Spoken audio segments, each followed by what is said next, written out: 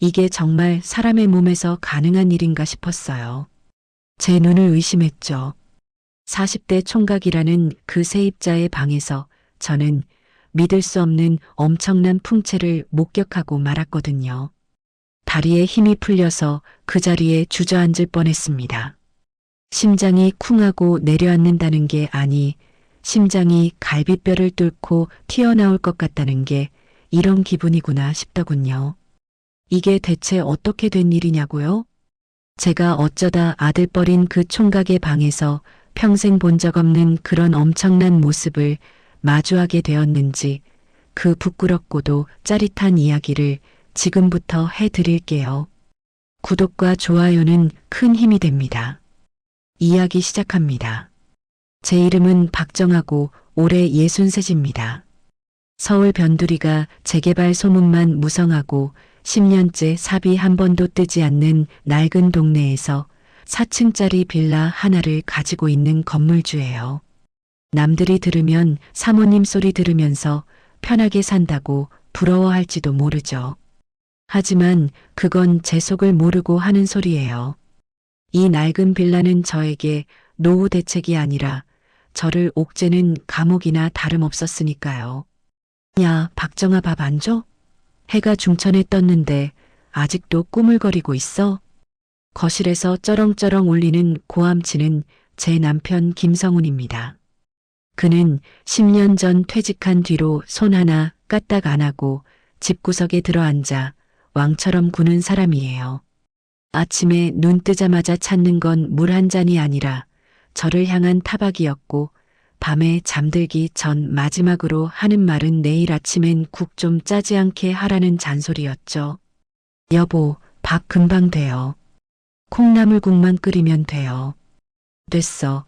입맛 떨어지게 무슨 콩나물국이야? 나가서 사 먹을 거야.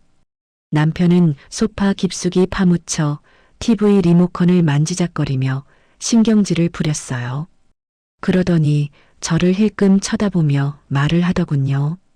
그나저나 오늘 301호 월세 들어오는 날 아니야?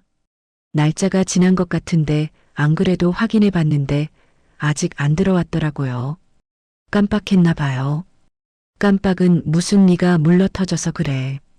집주인이 야무지게 굴어야 세입자들이 딴 맘을 안 먹지.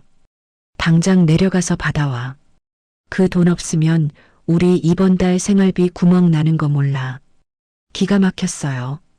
퇴직금은 주식으로 다 날려먹고 친정에 물려주신 이 빌라 월세로 먹고 사는 주제에 늘 저렇게 당당했거든요. 저희 부부는 껍데기만 부부지남이나 다름없게 산 지 15년이 넘었습니다. 각방을 쓴 건 기억도 안 날 정도로 오래됐고 살이 닿은 건 언제였는지 기억조차 희미했죠. 남편에게 저는 아내가 아니었습니다. 그저 밥해주는 식모 그리고 월세 받아오는 수금원 딱 그 정도였어요. 제 가슴속은 바짝 마른 논바닥처럼 갈라져 있었지만 남편은 거기에 물 한 방울 줄 생각이 없는 사람이었습니다. 알았어요. 지금 갈게요. 저는 앞치마를 벗어 던지고 터덜터덜 3층으로 내려갔습니다. 301호 세입자 강영진 씨. 작년 이맘때쯤 이사온 40대 노총각이었어요. 처음 계약하러 왔을 때가 생각나네요. 키가 185cm는 좋고 어깨는 떡 벌어져서 현관문이 꽉 찰 정도였어요. 덩치만 보면 조폭인가 싶어 겁을 먹었는데 막상 입을 여니 목소리가 어찌나 순하고 부드러운지요. 조선소에서 특수용접 일을 하다가 잠깐 쉬고 있다고 했는데 늘 작업복 차림에 옅은 기름 냄새를 풍기고 다녔어요. 동네 아줌마들 사이에서는 꽤 화제였죠. 몸은 천하장사만 한데 왜 장가를 못 갔냐? 밤에 보면 좀 무섭더라 하면서요. 하지만 제 눈엔 그저 외롭고 주눅든 덩치 큰 어린아이처럼 보였어요. 어딘가 그늘진 눈빛이 꼭 제 처지랑 비슷해 보여서 짠하기도 했고요. 301호 앞에 서서 초인종을 눌렀습니다. 딩동 한참을 기다려도 인기척이 없었어요. 다시 한번 누르려는데 안에서 쿵쿵거리는 무거운 발소리가 들리더니 문이 벌컥 열렸습니다. 누구세요?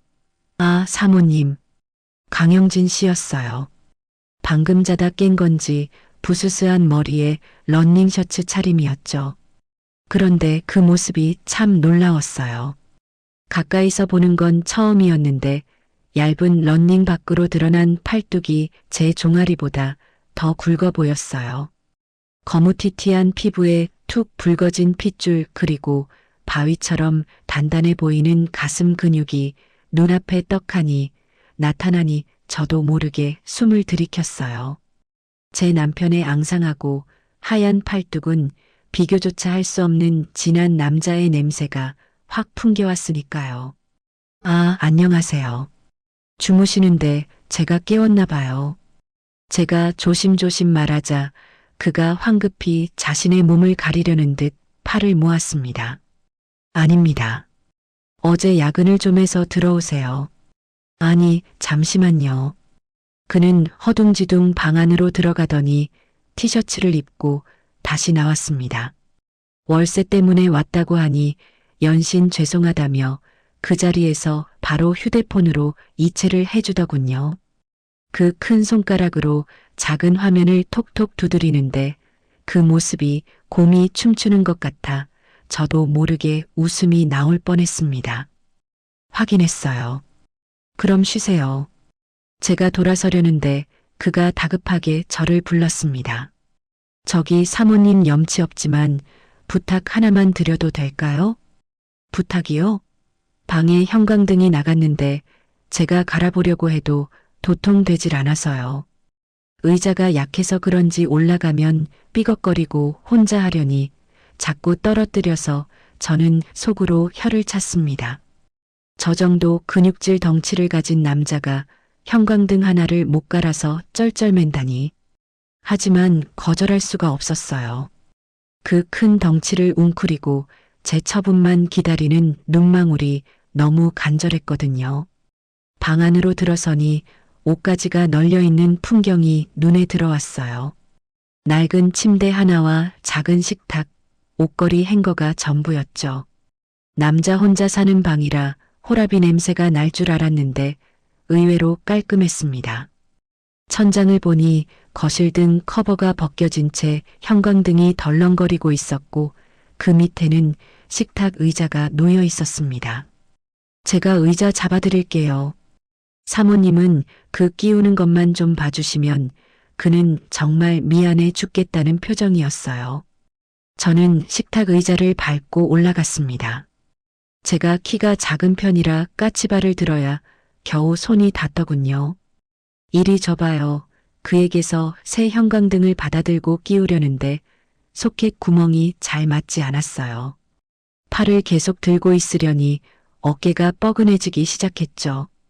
아유, 이게 왜 안 들어가나? 제가 끙끙대며 몸을 비틀었습니다. 그 순간 낡은 의자가 삐걱 소리를 내며 중심을 잃었습니다. 사모님 조심하세요. 강영진 씨가 놀라서 손을 뻗었습니다. 하지만 이미 제 몸은 뒤로 휘청하고 넘어가고 있었죠. 어머, 바닥으로 떨어지겠구나 싶어 눈을 질끈 감았는데 딱딱한 바닥 대신 무언가 푹신하고 뜨거운 것이 제 등을 받쳐주었어요. 괜찮으세요? 눈을 떠보니 강영진 씨가 저를 뒤에서 안다시피 받치고 있었어요. 그런데 그 자세가 참 묘했습니다. 저는 의자 위에 그는 바닥에 서 있었기에 제 엉덩이가 정확히 그의 가슴 높이에 닿아 있었거든요. 그가 넘어지는 저를 잡으려 양팔로 제 허벅지와 엉덩이 부근을 꽉 감싸고 있는 꼴이 된 겁니다. 순간 정적이 흘렀어요. 제 얇은 바지 너머로 그 사람의 크고 투박한 손바닥의 열기가 고스란히 전해져 왔습니다. 마치 불에 대하는 것처럼 뜨거웠어요. 그리고 제 등 뒤에 닿아 있는 그의 가슴이 쿵쿵쿵하고 규칙적으로 하지만 아주 강하게 울리는 게 느껴졌습니다. 남편과는 10년 넘게 손도 안 잡고 살았어요. 낯선 남자, 그것도 저렇게 힘이 넘치는 젊은 남자의 체온이 제 엉덩이에 밀착된 건 정말이지 수십 년 만에 처음 겪는 사건이었죠. 비명을 질러야 하는데 이상하게도 입이 떨어지지 않았어요. 오히려 그 단단한 팔뚝에 안겨 있다는 사실이 주는 기묘한 안도감. 그리고 아랫배 깊은 곳에서 꿈틀거리는 부드럽고 이상한 간지러움에 정신이 아득해졌습니다. 남자 몸이 왜 이렇게 뜨거워? 그 짧은 찰나의 시간이 마치 영혼처럼 느껴졌어요.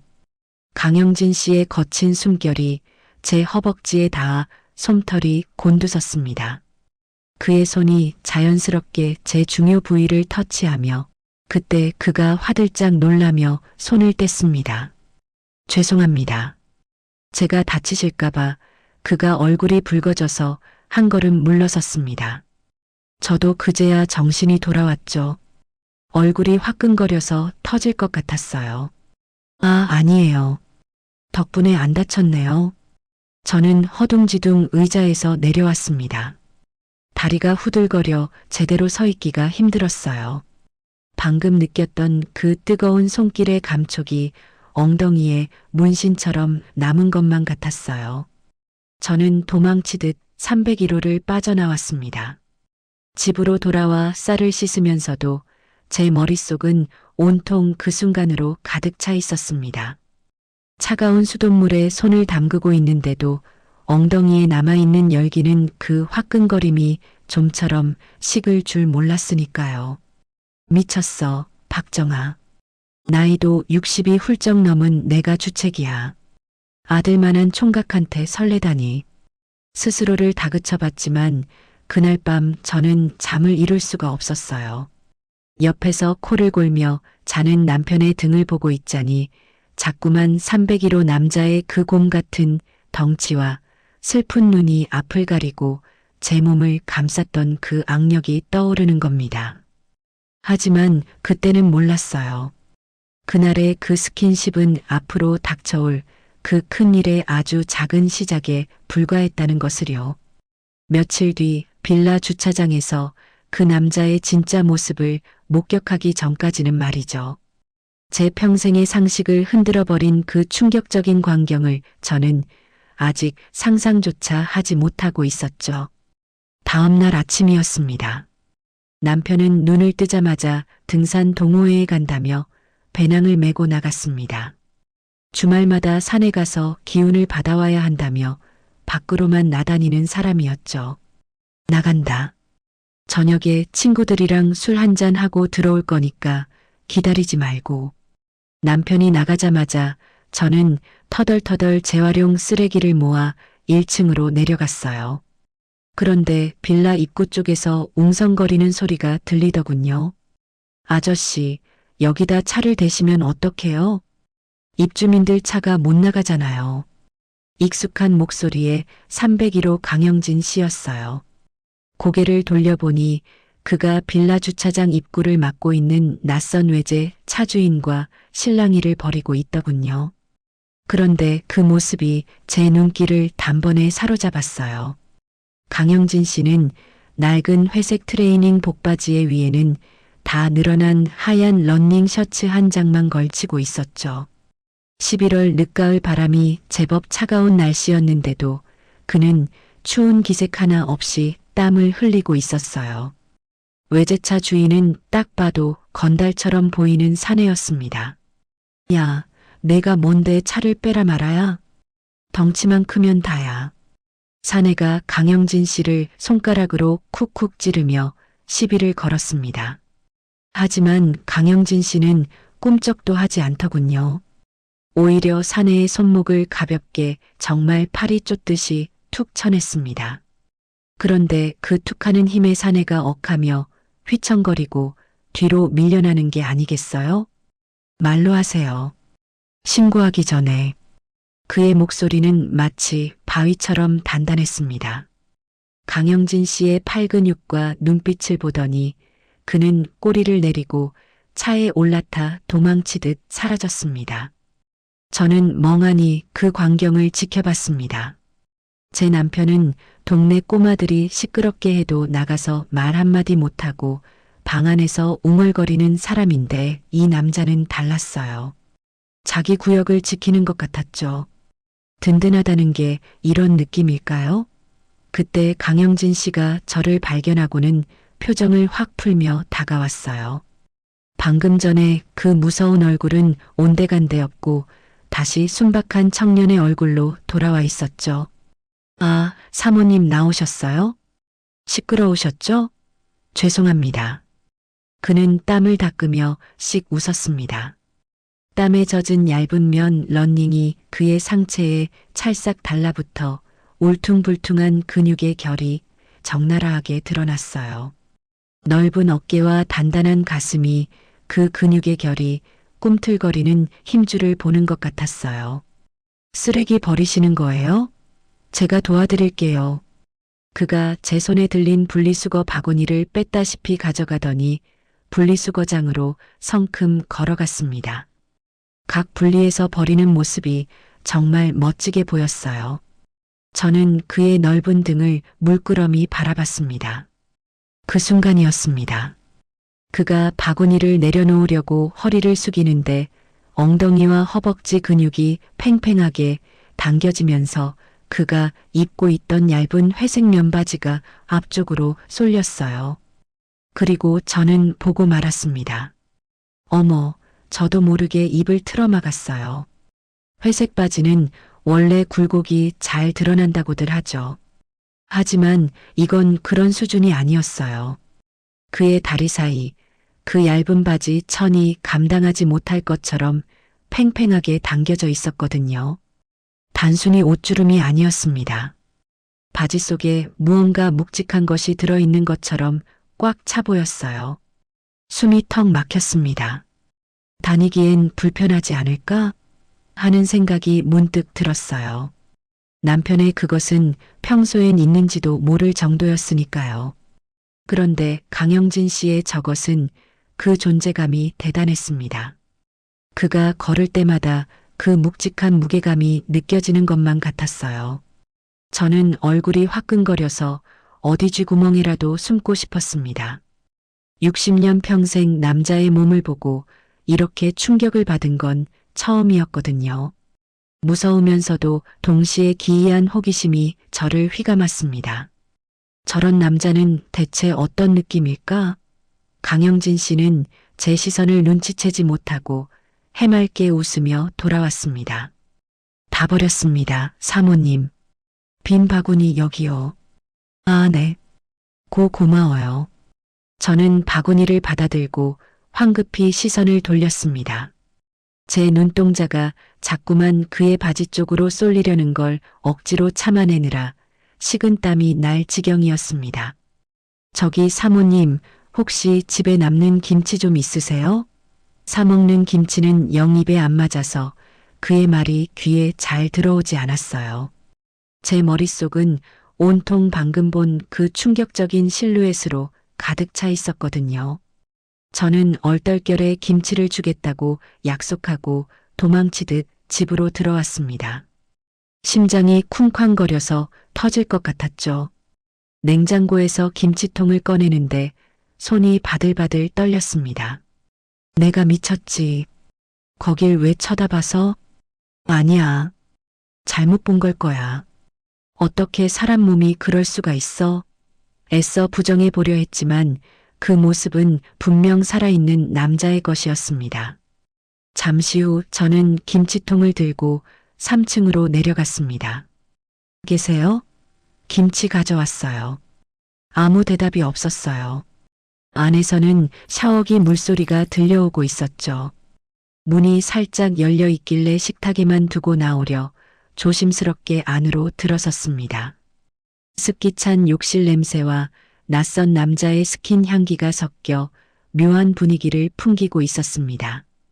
김치통을 식탁에 내려놓고 막 돌아서려는데 욕실 문이 달칵하고 열렸습니다. 아, 사모님 벌써 오셨어요? 강영진 씨였습니다. 그런데 저는 그 자리에 얼어붙고 말았습니다. 방금 샤워를 마친 그는 실오라기 하나 걸치지 않은 채 허리에 하얀 수건 한 장만 덜렁 두르고 있었거든요. 어머, 제가 고개를 돌리려는데 제 눈은 이미 고장이 난 것처럼 한 곳에 고정되어 버렸습니다. 그의 상체는 정말 조각 같았어요. 물기에 젖어 있는 구릿빛 피부, 떡 벌어진 어깨가 거친 느낌을 뿜어내고 있었죠. 하지만 그게 문제가 아니었습니다. 제 시선은 그의 허리에 둘러진 그 하얀 수건에 꽂혀 있었습니다.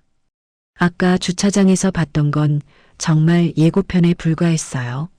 수건 하나로는 도저히 가려지지 않는 안이 오히려 가려져 있어서 더 존재감이 뚜렷한 부피감.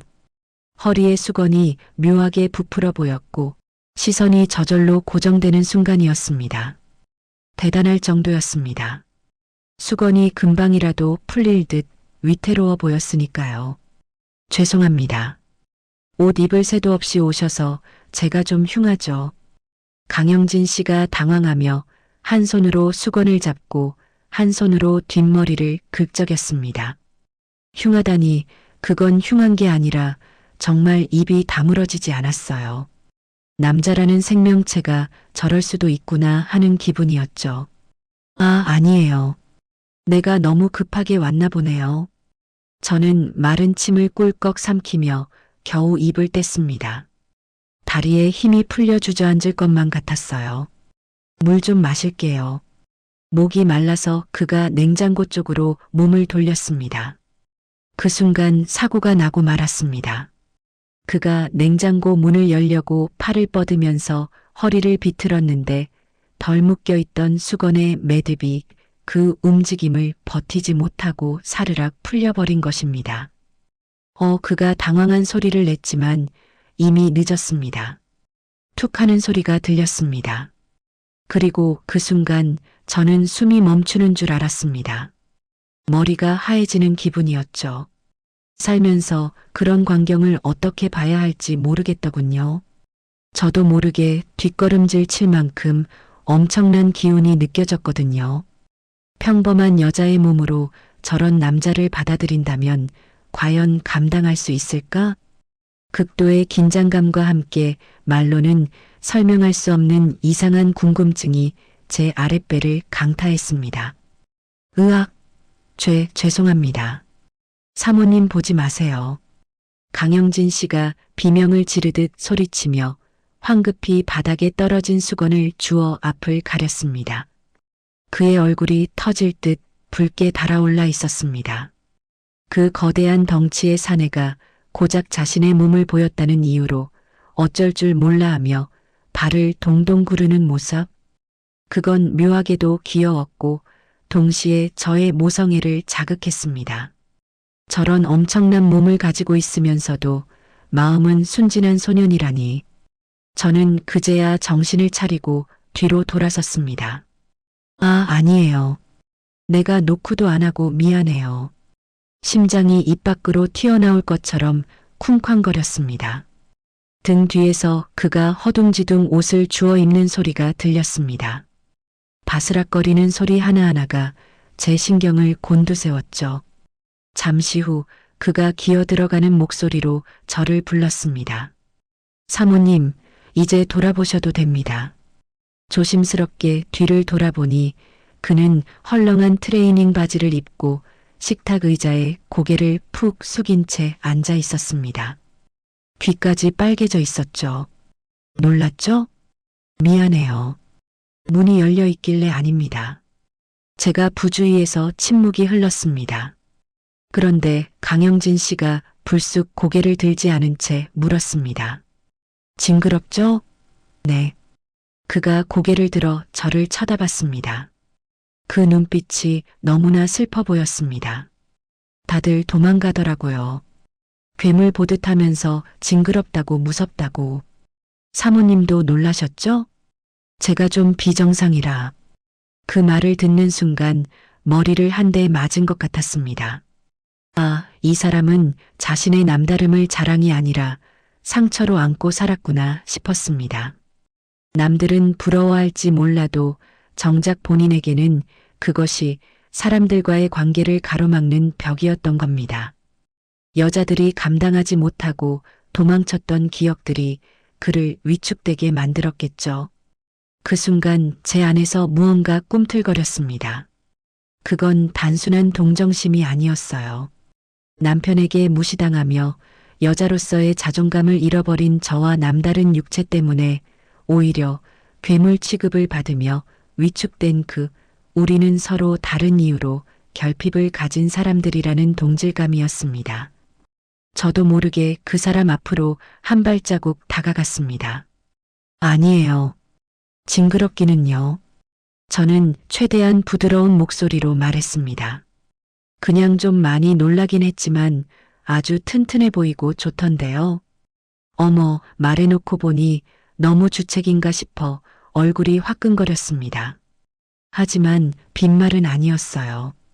징그럽다기보다는 생명력이 넘쳐 흐르는 것 같아서 메말라 비틀어진 제 가슴에 불을 지피는 것 같았거든요. 제 말에 강영진 씨의 눈이 동그랗게 커졌습니다. 정말 그렇게 생각하세요? 무섭지 않으세요? 무섭긴요. 강영진 씨가 건강하다는 증거잖아요. 남자는 그래야죠. 마지막 말은 저도 모르게 튀어나온 본심이었습니다. 평생 비실비실한 남편만 보고 살아온 저의 한 맺힌 외침이었는지도 모릅니다. 그는 믿기지 않는다는 표정으로 저를 빤히 쳐다봤습니다. 그 시선이 어찌나 뜨겁던지 제가 먼저 눈을 피해야 했어요. 사모님은 다르시네요. 다른 여자들은 기겁을 하고 도망갔는데 사모님은 저를 있는 그대로 봐주셨네요. 정말 감사합니다. 그가 저를 보는 눈빛이 달라졌습니다. 단순한 집주인 아줌마를 보는 눈이 아니었어요. 자신의 치부이자 콤플렉스를 감싸준 여인을 향한 존경과 동경이 뒤섞인 눈빛이었죠. 그리고 그 순간 저는 느꼈습니다. 우리 두 사람 사이에 넘지 말아야 할 선이 그어지고 있다는 것을요. 그리고 며칠 뒤 하늘에 구멍이라도 뚫린 듯 비가 억수같이 쏟아지던 날이었습니다. 비 오니까 낚시가 더 잘 되겠네. 내일 저녁에나 올 거야. 남편은 콧노래까지 흥얼거리며 낚시 가방을 메고 집을 나갔습니다. 밖에는 천둥 번개가 치는데도 낚시에 미친 사람을 말릴 순 없었죠.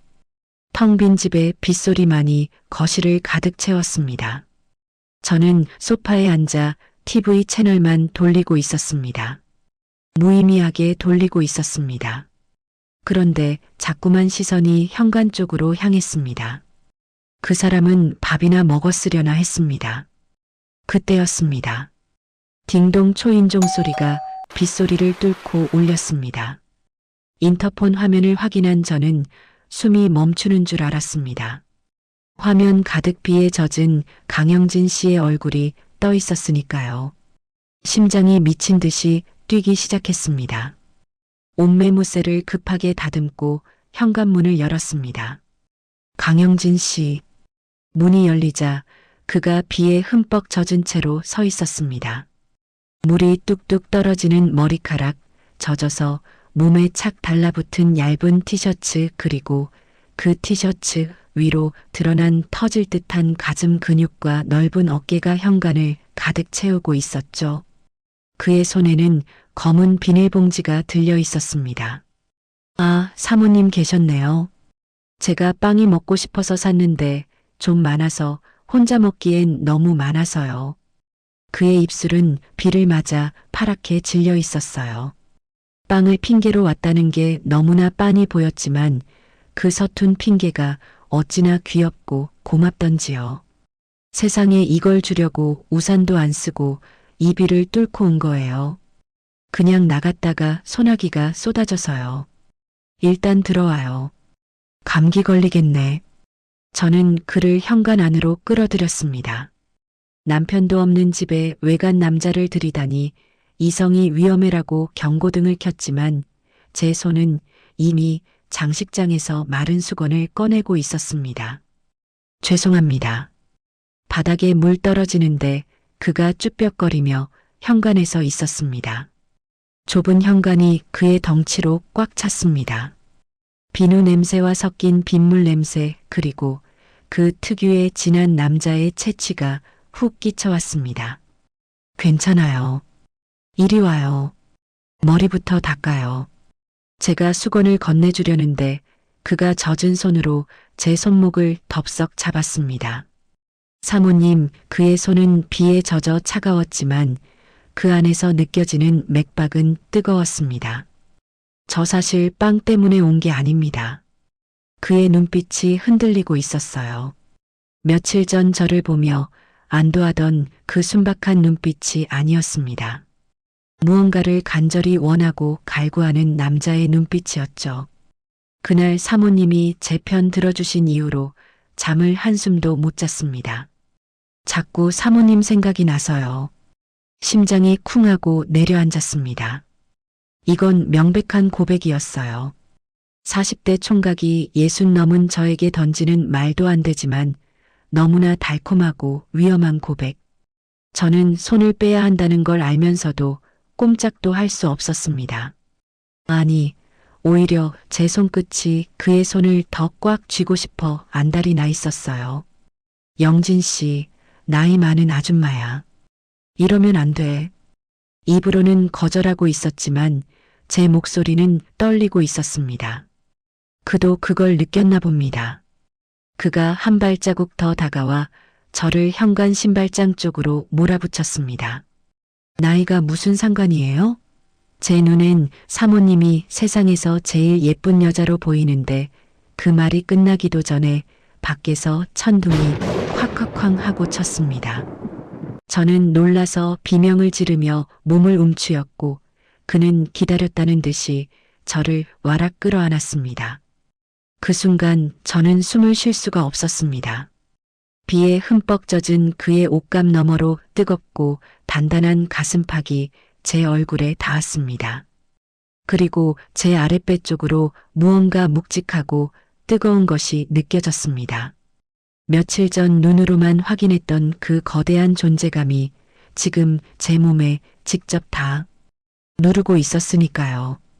사모님, 저 도저히 못 참겠습니다.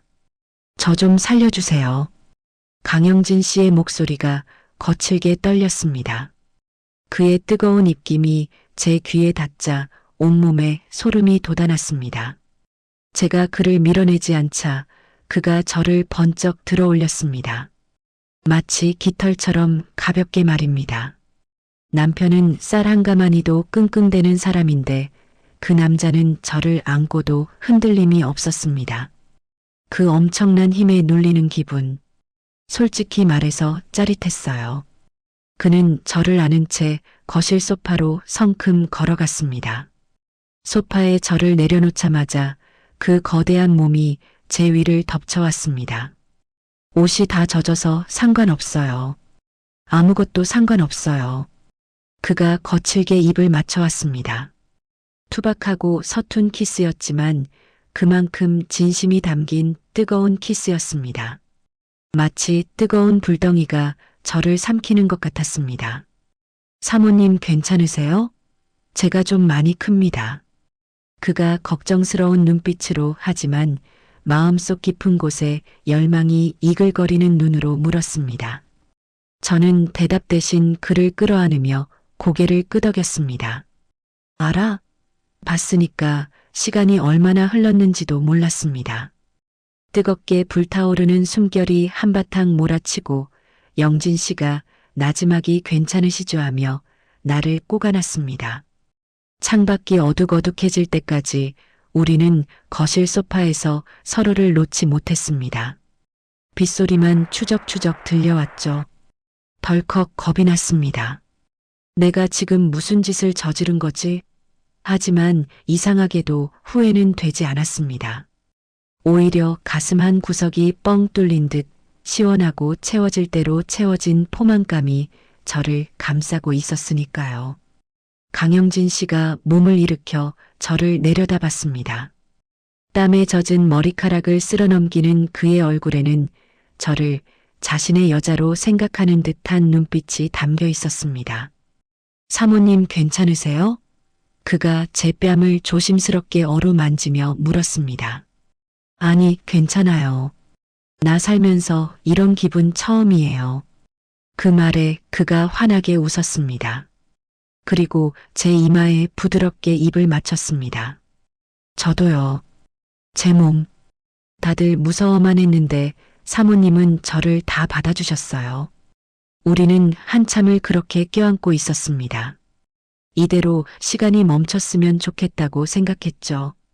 이 낡은 거실이 천국처럼 느껴졌으니까요. 하지만 현실은 언제나 예고 없이, 그것도 가장 잔인한 타이밍이 들이닥치는 법입니다. 띠리리리리 거실 테이블 위에 던져둔 제 휴대폰이 요란하게 울리기 시작했습니다. 정정적을 깨는 그 소리에 우리는 동시에 화들짝 놀라 몸을 떼어냈습니다. 화면을 보니 김성훈 세 글자가 떠 있었습니다. 남편이었습니다. 심장이 바닥으로 곤두박질 쳤습니다. 내일 저녁에 온다던 사람이 왜 지금 전화를 했을까 싶었죠. 저는 떨리는 손으로 전화를 집어들었습니다. 강영진 씨는 긴장한 표정으로 숨소리조차 죽이고 저를 쳐다보고 있었습니다. 여보세요? 목소리가 떨리지 않게 하려고 아랫입술을 꽉 깨물었습니다. 나야. 거기 비 많이 오지? 수화기 너머로 들려오는 남편의 목소리는 평소와 다름없었어요. 안도의 한숨을 내쉬려던 찰나 이어진 남편의 말에 제 피가 싸늘하게 식어버렸습니다. 비가 너무 많이 와서 낚시도 다 접었다. 지금 차 돌려서 가고 있어. 거의 다 왔어. 한 5분이면 도착할 거야. 밥 해놨지? 5분이라고 했습니다. 뭐라고요? 내일 온다면서요? 아, 비가 와서 못한다니까. 말이 많아. 문 열어놔. 도어락 저번에 잘 안 되더라. 뚝. 전화가 끊어졌습니다. 저는 멍하니 휴대폰을 들고 강영진 씨를 쳐다봤습니다. 공포에 질린 제 얼굴을 본 그가 다급하게 물었습니다. 왜 그러세요? 아저씨가 뭐래요? 영진 씨, 남편이 온대요. 5분? 아니, 이제 3분 뒤면 도착한대요. 강영진 씨의 얼굴이 하얗게 질렸습니다.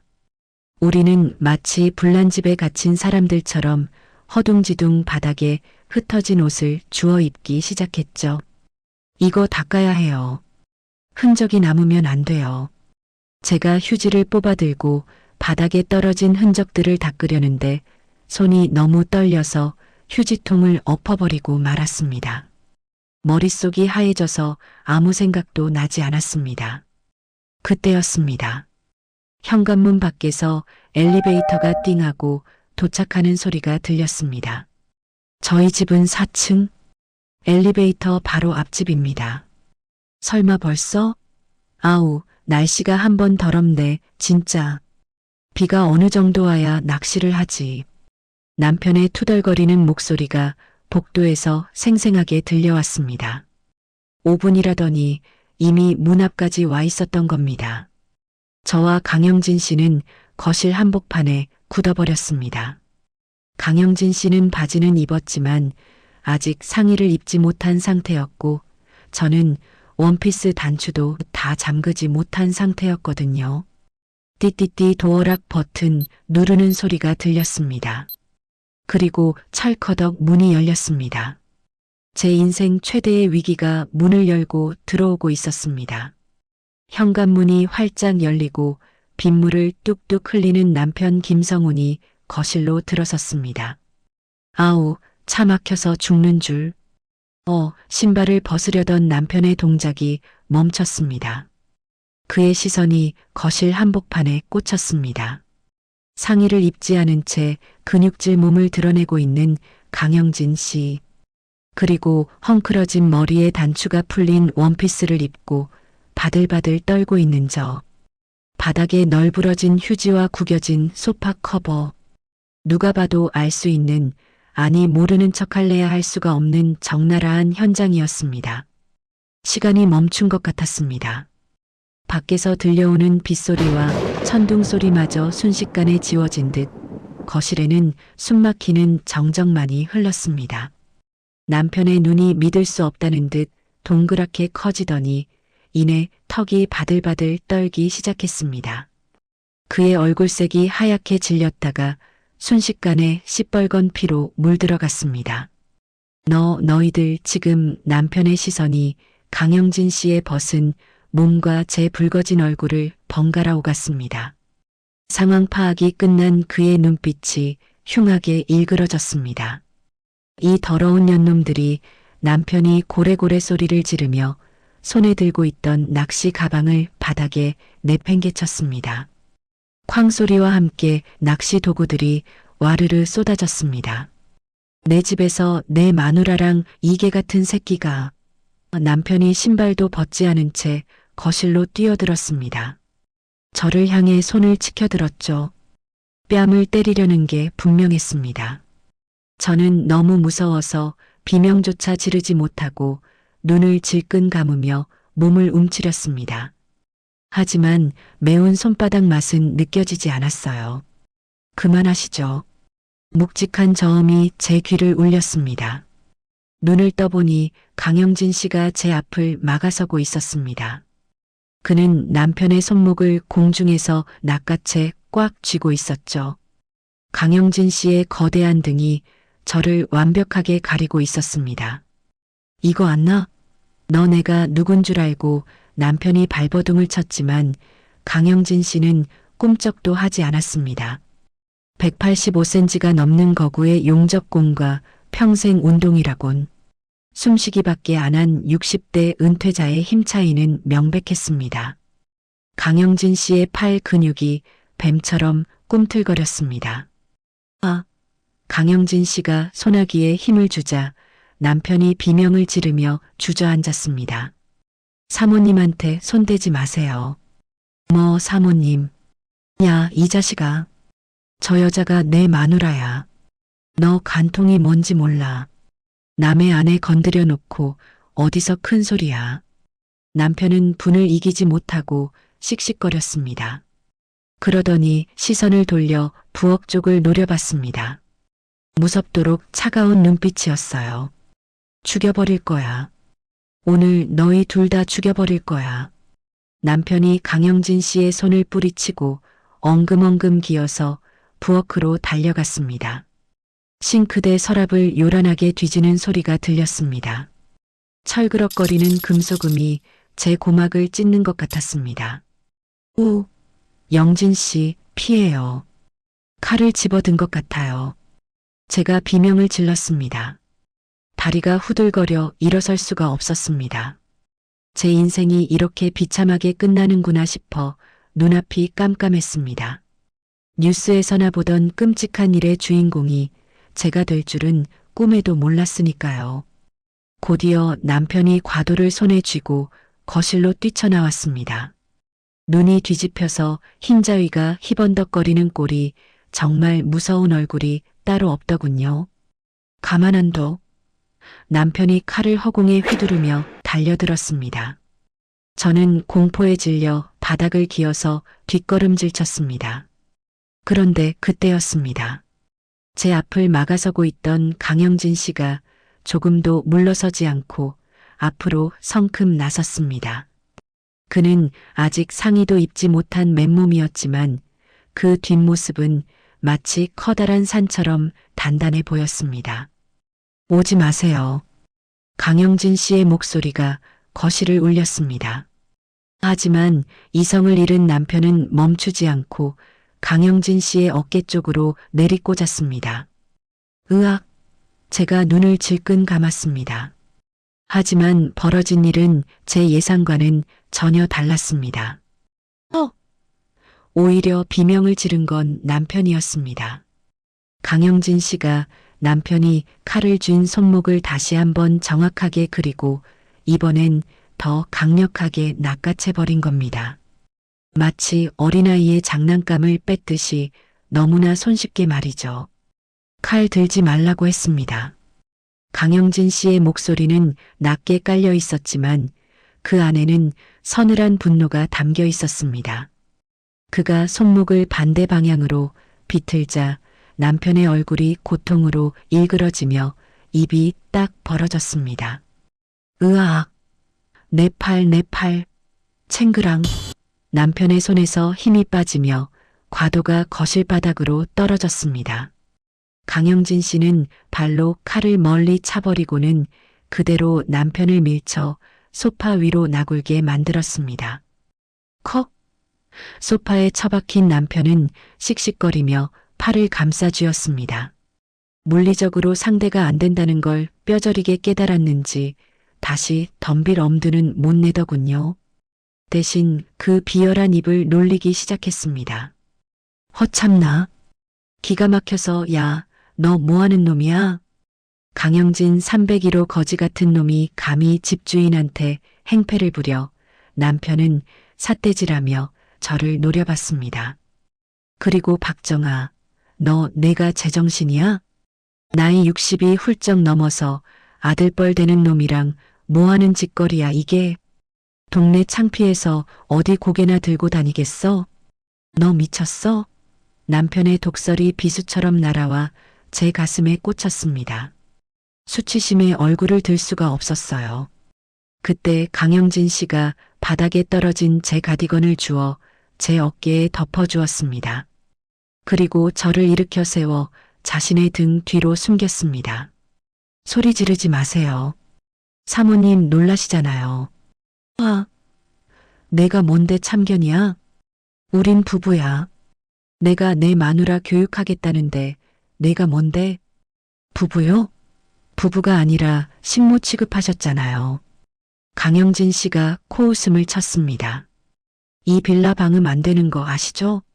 저 1년 동안 다 들었습니다. 아저씨가 사모님한테 소리 지르고 돈 내놓으라고 다그치고 밥 투정하고 밤마다 사모님이 안방에서 우시는 소리도 다 들었다고요.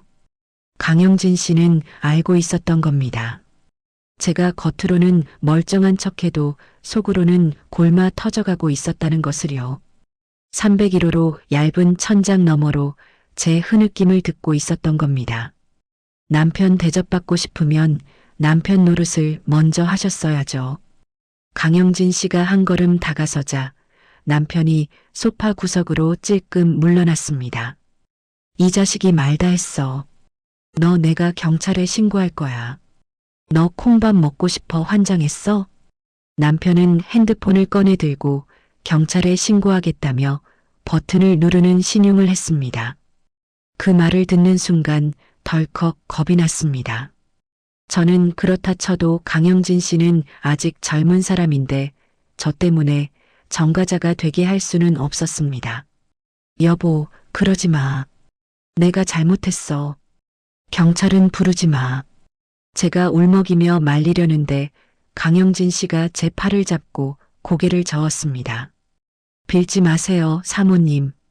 잘못한 거 없습니다. 신고하세요, 아저씨. 경찰 부르시라고요? 남편이 당황해서 멈칫했습니다.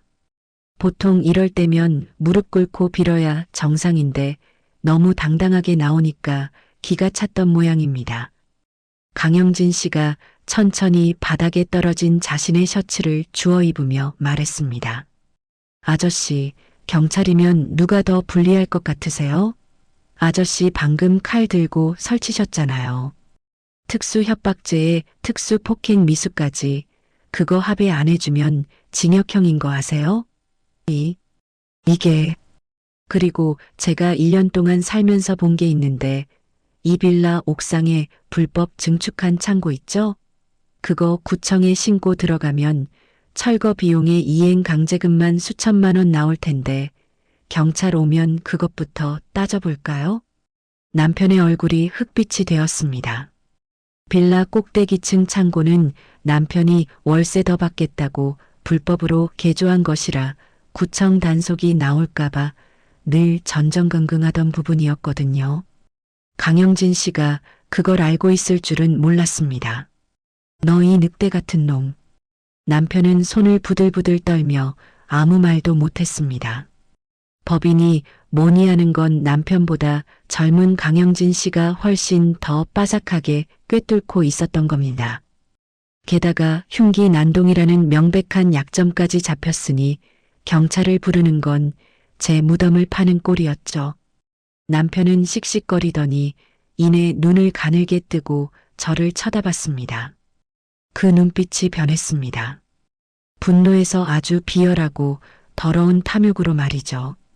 그는 계산기를 두드리기 시작한 겁니다. 좋아. 경찰은 안 부른다 치고. 근데 박정아, 너 이걸로 그냥 넘어갈 생각 마. 이혼이야. 위자료 한 푼도 못 줄 줄 알아. 그리고 이 집 내 명의로 넘겨. 안 그러면 동네 방네 소문내고 너희 사진 찍어서 인터넷에 뿌려버릴 거니까. 남편의 본심이 나왔습니다. 그는 저를 사랑해서 배신감 때문에 화를 낸 게 아니었어요. 제 명의로 된 이 낡은 빌라, 그걸 뺏을 구실이 생겨서 오히려 속으로 쾌재를 부르고 있는 것 같았습니다. 그때 강영진 씨가 제 어깨를 감싸며 남편을 향해 차갑게 말했습니다. 이혼이요? 좋네요. 대신 집에서 나가야 할 사람은 아저씨예요. 이게 미쳤나? 바람은 너희들이 피웠는데 내가 왜 나가? 선택하세요. 지금 당장 조용히 짐 싸서 나가실래요? 아니면 저랑 끝까지 가서 특수 협박으로 감옥 가고 불법 건축물 신고당해서 과태료 폭탄 맞으실래요? 저는 사모님을 지키려고 뭐든 할 겁니다. 잃을 거 없는 놈이 제일 무서운 거 아시죠? 강영진 씨의 눈빛이 무섭게 번뜩였습니다. 남편은 한참 동안 저와 강영진 씨를 번갈아 노려봤습니다.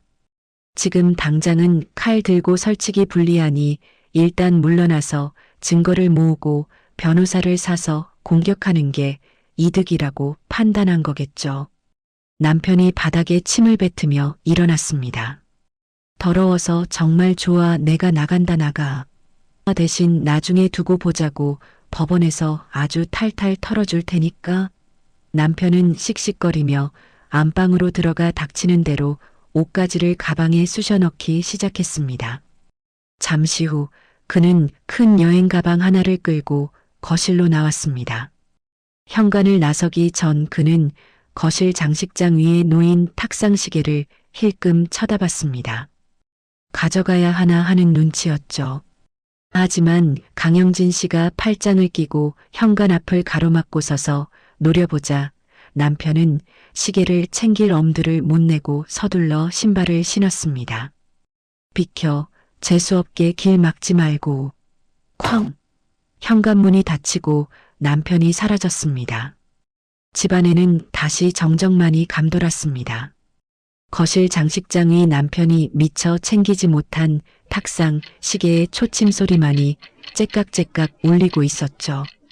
그 시계 속에 어떤 비밀이 숨겨져 있는지는 꿈에도 모른 채 저는 긴장이 풀려 그 자리에 주저앉고 말았습니다. 흑, 흐흑. 참았던 울음이 터져 나왔습니다. 무서워서가 아니었어요. 너무나 비참하고 동시에 너무나 후련해서였습니다. 사모님 강영진 씨가 놀라서 저를 와락 끌어안았습니다. 괜찮으세요? 어디 다친 데는 없으세요? 미안해요. 제가 더 빨리 막았어야 했는데 저는 고개를 들어 그를 바라봤습니다. 땀에 젖은 얼굴, 걱정으로 가득 찬 그 선한 눈망울. 남편의 마지막 독설이 귓가를 맴돌았지만 제 몸을 감싸고 있는 이 남자의 온기는 너무나 따뜻했어요. 영진 씨, 고마워요. 정말 고마워요. 우리는 남편이 떠난 그 집에서 서로를 위로하듯 한참을 껴안고 있었습니다. 하지만 우리는 몰랐습니다. 남편이 그냥 물러난 게 아니라는 것을요. 그가 두고 간 저 시계가 우리를 향해 겨누고 있는 또 다른 칼날이라는 것을 말입니다. 그날 밤 우리는 남편의 냄새가 배어있는 안방 침대를 피해 제가 쓰던 작은 방 침대에서 거실 전체에 남편이 남긴 폭력의 흔적이 아직 생생했지만 그 혼란 속에서 영진 씨의 체온만이 유일하게 안정감을 줬습니다. 폭풍 같은 하루가 지나갔지만 잠은 쉽게 오지 않았습니다. 제 곁에 누워있는 남자의 뜨거운 체온이 좋으면서도 한편으로는 불안감이 가슴 한 구석을 짓누르고 있었으니까요. 누나, 잠 안 와요? 어둠 속에서 영진 씨가 나지막이 물었습니다. 누나라는 호칭은 그가 침대에서만 부르는 그 다정한 호칭에 마음이 조금 놓였습니다. 응, 그냥 이런저런 생각이 많네. 그 사람이 정말 가만히 있을까 싶어서 걱정하지 마세요. 칼 들고 설치다가 쫓겨난 사람이 뭘 어쩌겠어요? 다시 오면 제가 다리 몽둥이를 분질러 놓을게요. 그는 제 허리를 단단히 감싸며 제 목덜미에 얼굴을 파묻었습니다. 그의 체온이 닿자 긴장이 풀리며 서서히 잠이 쏟아졌습니다. 그래, 별일 없겠지. 자기가 잘못한 게 있는데 설마 경찰에 신고라도 하겠어? 그렇게 애써 불안을 잠재우며 눈을 감았습니다. 하지만 제 불길한 예감은 언제나 틀리지 않더군요. 다음 날 아침이었습니다. 영진 씨가 아침을 준비하겠다며 부엌에서 달그락거리는 소리에 잠이 깼습니다. 평생 남이 차려주는 밥상은 받아본 적 없는 제가 침대에 누워 커피 향을 맡다니 이게 행복이구나 싶어 미소가 지어졌죠. 그때였습니다. 머리맡에 둔 제 핸드폰이 요란하게 진동했습니다. 지잉 지잉 지잉.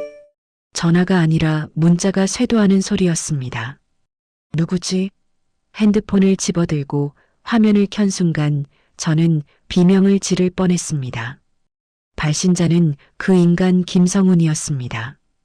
야, 박정아 잠이 오냐? 너희 어제 아주 가관이더라. 내가 빈손으로 나간 줄 알지? 착각하지 마. 화면에는 동영상 파일이 하나 첨부되어 있었어요. 이거 맛보기야. 원본은 내 클라우드에 다 저장돼 있어. 오늘 안으로 내 말 안 들으면 이 영상은 내 동창들, 친척들, 그리고 인터넷에 싹 다 뿌린다. 손이 덜덜 떨려서 핸드폰을 떨어뜨릴 뻔했습니다. 첨부된 동영상 파일을 누르는 제 손가락이 마비된 것처럼 굳어 있었습니다. 하지만 확인해야 했습니다. 영상이 재생되었습니다. 화면 속에는 어제 거실에서 벌어진 일이 고스란히 담겨 있었습니다.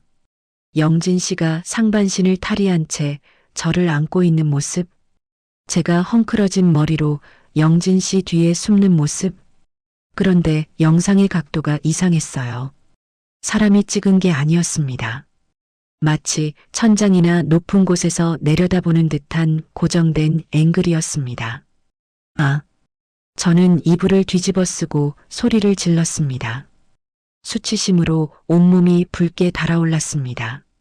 내 집 거실에서 내가 사랑을 나누고 위기를 겪는 그 모든 순간을 누군가 지켜보고 있었다는 사실이 너무나 끔찍했습니다. 누나, 왜 그래요? 비명소리에 놀란 영진 씨가 뒤집게도 내려놓지 못한 채 방으로 뛰어들어왔습니다. 영진아, 이거 봐. 우리 다 찍혔어. 어떡해? 저는 울면서 핸드폰을 그에게 내밀었습니다. 영상을 확인한 영진 씨의 표정이 순식간에 딱딱하게 굳어졌습니다. 이 개자식이야. 영진 씨는 영상을 뚫어져라 쳐다보더니 갑자기 미간을 찌푸리며 중얼거렸습니다. 잠깐만요. 이거 어디서 찍은 거죠? 몰라. 남편이 찍었겠지? 아니에요. 아저씨는 들어오자마자 칼 찾으러 갔잖아요. 핸드폰 들고 있을 새가 없었어요. 이건 고정 카메라예요. 영진 씨는 핸드폰을 들고 거실로 뛰쳐나갔습니다. 저도 덜덜 떨리는 다리를 이끌고 그를 뒤따라갔습니다. 영진 씨는 거실 한가운데 서서 영상 속의 앵글과 실제 거실을 번갈아 비교했습니다. 그의 시선이 거실장 위를 훑었습니다. TV, 셋톱박스, 에어컨. 그리고 그의 시선이 멈춘 곳은 바로 그 탁상시계였습니다. 어제 남편이 나가면서 힐끔거렸던 하지만 영진 씨가 막아서는 바람에 미처 챙기지 못했던 그 시계. 이거였어. 영진 씨가 시계를 집어들었습니다. 그냥 시계가 아니네요. 영진 씨가 시계 뒷면에 건전지 덮개를 열었습니다. 그러자 그 안에 숨겨져 있던 작은 SD 메모리 카드 슬롯과 빨간색 불빛이 깜빡이는 초소형 렌저 모듈이 드러났습니다. 와이파이형 몰래 카메라입니다. 전원이 꽂혀 있으면 24시간 촬영해서 클라우드로 전송하는 방식이에요. 아저씨가 밖에서 핸드폰으로 보고 있었거나 나중에 확인한 겁니다. 다리에 힘이 풀려 저는 그 자리에 주저앉고 말았습니다. 세상에 평생을 같이 산 아내를 감시하고 있었던 거야. 소름이 끼쳤습니다.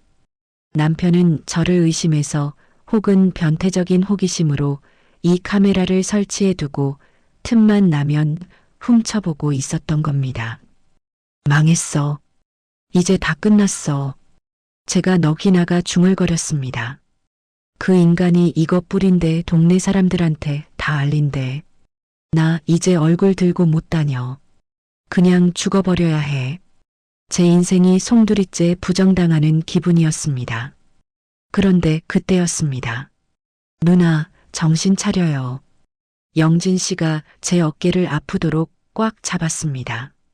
그의 눈은 전혀 흔들리고 있지 않았습니다. 오히려 서늘하게 빛나고 있었죠. 이거 오히려 잘 됐어요. 뭐 잘 됐다니, 너 미쳤어? 이 시계 아저씨가 못 챙겨갔죠. 제가 막아서 두고 갔잖아요. 그랬지. 그럼 이 증거 원본은 지금 우리 손에 있는 거예요. 아저씨 손에 있는 건 클라우드에 올라간 사본이고요. 영진 씨는 시계에서 메모리 카드를 뽑아내며 말을 이었습니다. 누나 부부 사이라도 동의 없이 찍는 몰카는 성폭력 범죄예요. 게다가 이걸로 협박까지 했다. 이건 형량이 더 세요. 영진 씨의 목소리에 힘이 실렸습니다. 게다가 영상 뒤쪽을 보세요. 아저씨가 칼 들고 설치는 거, 저한테 칼 휘두르는 것까지 다 찍혀 있잖아요. 이건 특수폭행의 증거예요. 아, 미처 그 생각은 못했습니다. 카메라가 저의 치부만 찍은 게 아니라 남편의 범죄 현장까지 고스란히 담고 있었다는 사실을요. 아저씨는 지금 자기가 쥔 게 비장의 무기 줄 알고 터뜨리겠다고 협박하는 건데 사실 그건 자폭 버튼이에요. 이거 경찰에 가져가면 간통이고 뭐고 따지기 전에 아저씨가 먼저 구속돼요. 멍했던 제 머릿속에 안개가 걷히는 기분이었습니다. 정말이야? 그럼요. 예전에 같은 조선소에서 일하던 사장님이 바람 피우다 이혼했는데 그때 이런 걸로 소송해서 오히려 위자료 왕창 받아내는 걸 봤어요. 법은 생각보다 피해자 편이에요. 특히 이런 불법 촬영물에는요. 그는 캡처를 마치고 저를 보며 씩 웃었습니다. 누나, 우리 변호사 만나러 가요. 아저씨, 제 꾀에 제가 넘어간 꼴이 뭔지 보여주자고요. 그날 오후 우리는 영진 씨가 알아본 변호사 사무실을 찾았습니다. 영진 씨가 내민 메모리 카드와 협박 문자를 검토한 변호사는 어이없다는 듯 허탈한 헛웃음을 터뜨렸습니다. 허허, 남편분이 아주 작정을 하셨네요. 본인 무덤을 아주 깊게 파셨어요. 변호사는 안경을 고치며 확신에 찬 어조로 말했습니다. 사모님, 걱정하실 거 하나도 없습니다. 이건 불법 수집 증거라서 이혼 소송에서 남편분이 사용할 수도 없고요. 오히려 남편분이 카메라 등을 이용한 촬영으로 협박죄, 특수폭행으로 형사처벌을 받게 생겼습니다. 영상을 퍼뜨리는 순간 바로 구속입니다. 변호사의 말을 듣는 순간 10년 묵은 체증이 싹 내려가는 것 같았습니다. 무서워서 벌벌 떨었던 제가 바보처럼 느껴질 정도였죠. 영진 씨는 제 손을 꽉 잡고 속삭였습니다. 맞죠? 제가 지켜드린다고 했잖아요. 저 사람 이제 끝났어요. 변호사 사무실을 나와 집으로 돌아오는 길, 제 핸드폰이 다시 울렸습니다. 김성훈이었습니다. 아까만 해도 저승사자의 부름 같던 그 이름이 이제는 하찮은 날파리처럼 느껴지더군요. 저는 영진 씨를 바라봤습니다. 영진 씨가 고개를 끄덕였습니다. 저는 통화 버튼을 눌렀습니다. 아, 왜 답장이 없어? 영상 봤지? 겁나냐? 당장 짐 싸서 나가. 안 그러면 지금 바로 단톡방에 올린다. 수화기 너머로 남편의 악에 바친 목소리가 들려왔습니다. 예전 같았으면 여보 잘못했어 하고 빌었겠지만 이제 저는 예전의 박정아가 아니었습니다. 저는 숨을 한번 크게 들이쉬고 차갑게 내뱉었습니다. 올려. 남편이 당황해서 말을 더듬었습니다. 올리라고, 이 미친 인간아. 올리는 순간 넌 바로 감옥행이야. 방금 변호사 만나고 오는 길이니까 곧 연락할 거야. 성폭력 범죄로 협박죄까지, 그리고 특수폭행까지 아주 패키지로 엮어줄 테니까 기대해. 이게 미쳤나? 너 정말 사회적으로 매장당하고 싶어? 매장은 내가 당하겠지. 몰카범 주제에 어디서 큰 소리야? 거실에 내가 깜빡하고 두고 갔더라. 그 안에 든 SD 카드 지금 내 손에 있어. 네가 칼 들고 설치는 거 아주 선명하게 잘 찍혔더라. 숨소리가 헉하는 소리가 들렸습니다. 그제야 자기가 두고 온 시계의 존재를 깨달은 겁니다. 영진 씨가 막아서서 못 챙겼던 그 결정적인 실수 하나가 그의 목을 조르고 있었습니다. 야야 여보, 정아야 잠깐만 내 말 좀 들어봐. 남편의 목소리가 비굴하게 변했습니다. 경찰은 안 돼. 나 연금도 받아야 하고 전과 생기면 안 된다고. 야, 우리 대화로 하자. 응. 내가 홧김에 그런 거야. 대화 웃기지 마. 앞으로 할 말 있으면 내 변호사한테 해. 그리고 한 번만 더 연락하거나 집 근처에 얼쩡거리면 그땐 진짜 국물도 없을 줄 알아. 뚝 저는 전화를 끊고 차단 목록에 남편의 번호를 넣어버렸습니다. 속이 다 시원했습니다. 평생 남편 눈치만 보고 살았던 제가 처음으로 그 사람에게 호통을 치고 전화를 끊는 겁니다. 손끝이 찌릿찌릿했습니다. 와, 진짜 멋있었어요.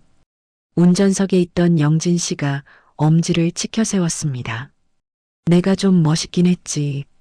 우리는 서로를 마주보며 큰 소리로 웃음을 터뜨렸습니다. 차 안가득 웃음소리가 퍼져나갔습니다. 이제야 정말로 그 지긋지긋한 굴레에서 벗어난 기분이었습니다. 남편을 완벽하게 제압했다고 생각하고 안심하고 있던 찰나 전혀 예상치 못한 곳에서 또 다른 시련이 싹트고 있었습니다. 그로부터 며칠 뒤 평화롭던 저녁 시간이었습니다. 영진 씨가 씻어 들어간 사이 식탁 위에 놓인 그의 핸드폰이 짧게 진동했습니다. 오빠 나야 나. 몸도 무거워져서 이제 힘들어. 우리 아기 생각해서라도 제발 연락 줘. 이번엔 진짜야. 아기 몸이 무거워. 오빠. 욕실에서 들려오던 영진 씨의 콧노래 소리가 순식간에 멀어지는 듯 했습니다. 방금 전까지 구름 위를 걷는 기분이었는데 문자 한 통에 지옥으로 곤두박질 친 거죠. 40대 노총각이라던 말, 1년 동안 여자 그림자도 없었다던 말, 다 거짓말이었을까요? 배신감에 눈앞이 하얘졌습니다. 그때 욕실 문이 벌컥 열리고 영진 씨가 나왔습니다. 저는 떨리는 손으로 휴대폰을 그에게 내밀었습니다. 이거 뭐야? 오빠라니? 그리고 아기라니? 영진 씨가 휴대폰 화면을 확인했습니다. 그러자 그의 표정이 순식간에 묘하게 변했습니다. 당황한 것 같기도 하고 무엇보다 지독한 혐오감을 느낀 사람처럼 얼굴을 찌푸렸습니다. 아, 이 여자 진짜 징글징글하네. 뭐가 징글징글하다는 거야? 너 혹시 딴 살림 차린 여자 있어? 애까지 가진 거야? 제 목소리가 앙칼지게 높아졌습니다. 그러자 영진 씨가 제 어깨를 꽉 잡으며 억울해서 미치겠다는 눈빛으로 말했습니다. 누나 제발요. 오해하지 마세요. 저 여자 제 전 여자친구예요. 헤어진 지 1년도 넘었다고요? 전 여친인데 왜 임신 얘기를 해? 그게 다 거짓말이에요. 저 여자가 저한테 집착이 좀 심했거든요. 헤어지자고만 하면 임신했다고 죽어버리겠다 하면서 협박하는 게 특기인 여자예요. 영진 씨의 설명은 기가 막혔습니다. 그의 남다른 신체 조건 때문에 만났던 여자라고 했습니다. 처음엔 서로 좋아서 만났지만 갈수록 그 여자는 영진 씨를 인격체가 아니라 그저 밤에 자기 욕심 채워주는 사람 취급을 했다더군요. 데이트할 때도 모텔만 가자고 하고 영진 씨가 아픈 날에도 억지로 관계를 요구할 정도로 집착이 심했다고 합니다. 제가 견디다 못해 헤어지자고 했더니 그때부터 스토킹이 시작됐어요. 제가 이 동네로 도망치듯 이사 온 것도 그 여자 때문이었어요. 영진 씨는 몸서리를 쳤습니다. 그 덩치 큰 남자가 전 여자친구 얘기만 나오는데도 공포에 떠는 걸 보니 거짓말 같지는 않았습니다. 며칠 전부터 모르는 번호로 전화가 오고 집 앞에 낯선 여자가 서 있었다는 이웃 말도 떠올랐습니다. 그때였습니다. 쾅쾅쾅 갑자기 현관문이 부서질 듯 둔탁하게 울렸습니다. 강영진, 안에 있는 거 다 알아. 문 열어. 날카로운 여자의 목소리가 복도에서 쩌렁쩌렁 울렸습니다. 영진 씨의 얼굴이 흑빛이 되었습니다. 와, 진짜 왔네. 어떻게 알고 온 거지? 그 여자가 여기까지 쫓아온 거야. 영진 씨가 저를 걱정스러운 눈빛으로 막아섰습니다. 문 열지 마세요. 엮이면 피곤한 여자예요. 제가 나가서 해결하고 올게요. 누나는 방에 들어가 계세요. 험한 꼴 보여드리기 싫어서 그래요. 그는 마치 저를 보호하려는 듯 비장했습니다. 하지만 그 큰 덩치로 쩔쩔매는 모습을 보니 갑자기 제 안에서 묘한 오기가 발동했습니다. 여긴 내 집입니다. 내 구역이고 내 성이죠. 그리고 저 남자는 이제 내 남자입니다. 남편이 칼을 들고 설칠 때 저를 지켜줬던 건 영진 씨였습니다. 이번엔 제가 나설 차례라는 생각이 본능적으로 들더군요. 영진아, 너 가만히 있어. 내가 나갈게. 네, 누나 위험해요. 걱정 마. 나 집주인 박정아야. 산전수전 다 겪은 사람이라고. 저는 옷매무새를 단단히 고치고 현관으로 성큼성큼 걸어갔습니다. 심호흡을 크게 한번 하고 도어락을 풀고 문을 활짝 열어젖혔습니다. 문 밖에는 30대 초반쯤 되어 보이는 여자가 서 있었습니다. 짙은 화장에 호피 무늬 원피스, 딱 봐도 기가 센 인상이었습니다. 그런데 배는 전혀 불러 보이지 않았죠. 뭐야? 아줌마는 누구세요? 여기 주인 집 아줌마인가? 강영진 나오라고 해요. 예의라곤 반말이 너무 심했어요. 저는 팔짱을 끼고 문을 가로막아 섰습니다. 그쪽은 누군데? 남의 빌라에서 고래고래 소리를 질러요? 시끄러워서 살 수가 없네. 신고하기 전에 조용히 해요. 아, 시끄럽고 강영진 오빠 안에 있지? 나 임신했다니까. 우리 아기 책임져야 할 거 아니야. 여자가 저를 밀치고 안으로 들어오려 했습니다. 그때 거실에 숨어 있던 영진 씨가 어쩔 수 없다는 듯 걸어 나왔습니다. 오미현, 제발 그만 좀 해. 영진 씨를 보자마자 여자의 표정이 확 바뀌더군요. 방금 전까지 표독스럽던 눈빛이 순식간에 가련한 여주인공처럼 변했습니다. 오빠, 나 진짜야. 나 오빠 없으면 못 살아. 우리 다시 시작하자. 응, 나 진짜 임신했어. 영진 씨는 질색하며 팔을 뿌리쳤습니다. 거짓말 좀 그만해. 너랑 나랑 1년 넘게 안 봤는데 무슨 애가 생겨? 오빠가 기억 못하는 거지. 우리 저번에 술 취해서 만났잖아. 기억 안 나?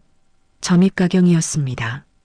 없는 사실까지 지어내며 매달리는 꼴이라니 저는 더 이상 두고 볼 수가 없었습니다. 이 여자는 영진 씨를 사랑하는 게 아니었습니다. 그저 영진 씨의 육체를 소유하고 싶어 하는 집착 덩어리일 뿐이었죠. 이봐요, 아가씨. 제가 낮고 단호한 목소리로 끼어들었습니다. 그리고 영진 씨 옆으로 다가가 그의 팔짱을 보란 듯이 꼈습니다. 여자를 똑바로 노려보며 또박또박 말했습니다. 나 이 사람 약혼녀예요. 제 입에서 나온 폭탄 선언에 영진 씨도 그 여자도 눈이 휘둥그레졌습니다. 뭐라고 약혼녀? 이 늙은 아줌마가? 그래, 이 늙은 아줌마가 이 사람 여자라고? 그러니까 내 남자한테 꼬리치지 말고 잘 들어요. 저는 한 발자국 다가가며 쏘아붙였습니다. 제 눈빛에 기가 눌렸는지 여자가 주춤 물러섰습니다. 임신? 1년 전에 헤어졌는데 임신? 그게 사실이면 산부인과 학회에 보고해야겠네. 그리고 그렇게 우기면 지금 당장 나랑 같이 병원 갑시다. 뭐라고요? 내 차 밑에 대기시켜 놨으니까 지금 당장 가서 초음파 한번 찍어보자고. 임신 맞으면 내가 위자료 1억 줄게. 대신 아니라면 무고죄랑 스토킹으로 바로 경찰서로 직행하는 거야. 콜. 저는 당당하게 차 키를 흔들어 보였습니다. 물론 그냥 현관에 굴러다니던 낡은 차 키였죠. 하지만 제 태도가 워낙 당당하니 여자는 당황하기 시작했습니다. 아니 내가 왜 아줌마랑 못 가겠지? 거짓말이니까. 요즘 스토킹 처벌법 강화된 거 알죠? 나는 얄짤없어요. 지금 바로 경찰 부를까요? 아니면 조용히 꺼질래요? 저는 핸드폰을 꺼내 112를 누르는 신용을 했습니다. 진짜 재수없게. 야 강영진. 너 취향 참 독특하다. 이런 할머니랑 사느니 차라리 죽어라, 죽어. 여자는 분을 이기지 못하고 씩씩거리며 악담을 퍼부었습니다. 하지만 경찰이라는 말에 겁을 먹었는지 힐을 뚜각거리며 계단을 내려갔습니다. 여자의 발소리가 멀어지고 나서야 저는 다리에 힘이 풀려 현관벽에 기대섰습니다. 그때 영진 씨가 다가와 저를 와락 끌어안았습니다. 제가 참 바보 같네요. 제가 지켜드렸어야 했는데 오히려 누나 뒤에 숨으려고 했습니다. 저 정신이 번쩍 드네요. 영진 씨는 제 목덜미에 얼굴을 묻고 다짐하듯 속삭였습니다. 앞으로는 제가 누나를 지킬게요. 목숨 걸고 그 맹세가 가슴에 콕 박혔습니다. 근데 누나, 아까 그 말 진짜예요? 무슨 말? 약혼녀라는 말이요? 누나, 저 책임지셔야죠. 아까 제 여자라고 동네에 선포하셨잖아요. 물르기 없기에요. 그러면서 내 입술에 입술을 덮었어요. 어머, 얘가 왜 이래? 밥이나 먹자니까. 말은 튕겼지만 제 몸은 이미 그에게 기울어 있었습니다. 남편도 정리됐고 스토커도 정리됐고 이제 정말 우리를 방해할 건 아무것도 없었으니까요. 그날 이후로 계절이 바뀌었습니다. 찬바람 불던 가을이 지나고 어느덧 첫눈이 내리는 겨울이 왔습니다. 그동안 우리에게는 많은 변화가 있었죠. 전 남편과는 이혼 절차가 깔끔하게 마무리됐습니다. 변호사가 보낸 내용 증명 한 통에 그는 꼬리를 말고 도망쳤거든요. 위자료 소송이 뭔 겁을 줬더니 집은 온전히 제 명의로 남겨두고 재산 분할도 포기하겠다는 각서를 쓰고 쥐 죽은 듯 사라졌습니다. 제 인생에서 가장 잘한 일이 변호사를 선임한 일이었습니다. 301호는 비웠습니다. 오진 씨는 이제 301호 세입자가 아니라 이 빌라의 바깥 주인이 되었으니까요. 어느 날 밤이었습니다. 우리는 침대에 나란히 누워 창 밖으로 내리는 눈을 보고 있었습니다. 영진 씨가 제 손을 만지작거리며 조심스럽게 입을 열었습니다. 저기 정아 씨, 우리 여행 갈까요? 여행 이 추운데 어디로? 따뜻한 나라로요. 신혼여행 못 가보셨다고 했잖아요. 비행기 표는 제가 끊을게요. 그 말에 가슴이 뭉클했습니다. 돈? 자기 월세 살았잖아. 돈이 어디 있어? 제가 농담처럼 묻자 영진 씨가 쑥스러운 듯 웃으며 통장 앱을 보여주었습니다. 저 사실 기술직이잖아요. 특수 용접이라 위험수당이 붙어서 일당이 좀 셉니다. 혼자 살면서 쓸 데가 없어서 차곡차곡 모으다 보니 꽤 되더라고요. 통장에 찍힌 숫자를 보고 저는 입이 떡 벌어졌습니다. 억소리 나는 금액이었습니다.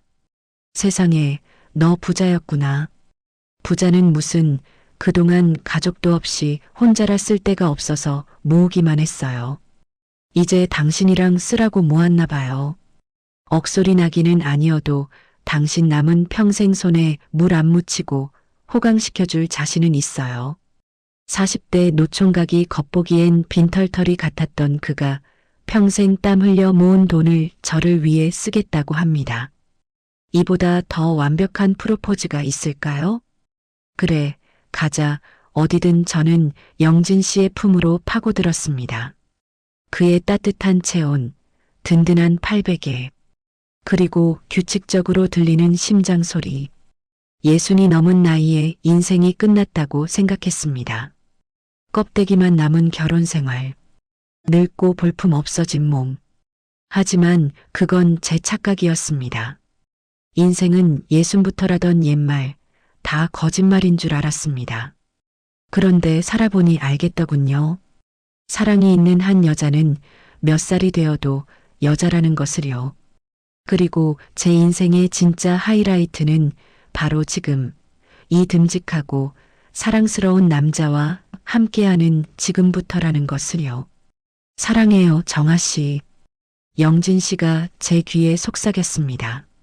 사모님도 누나도 아닌 제 이름을 불러주는 그 목소리가 너무나 달콤했습니다. 나도 사랑해, 영진 씨. 우리는 서로의 입술을 찾았습니다. 창밖에는 하얀 눈이 축복처럼 쏟아지고 있었고 우리들의 밤은 이제 막 시작되고 있었습니다. 정말 한편의 드라마 같은 격정적인 이야기였습니다. 억압받던 삶에서 벗어나 늦은 나이에 진정한 사랑과 자신의 모습을 되찾은 사연자님의 용기에 낭독하는 저까지 가슴이 뜨거워졌네요. 오늘 이야기 좋으셨다면 구독과 좋아요 부탁드립니다.